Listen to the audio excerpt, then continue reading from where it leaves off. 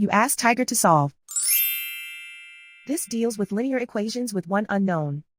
The final result is x equals -11/28. Let's solve it step by step. Simplify the expression.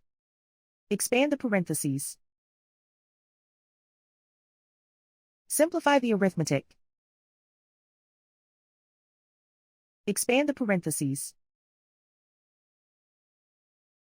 Multiply the coefficients. Simplify the arithmetic.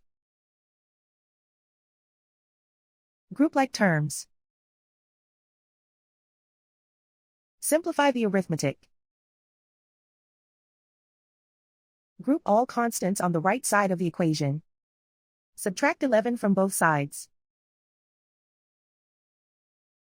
Simplify the arithmetic.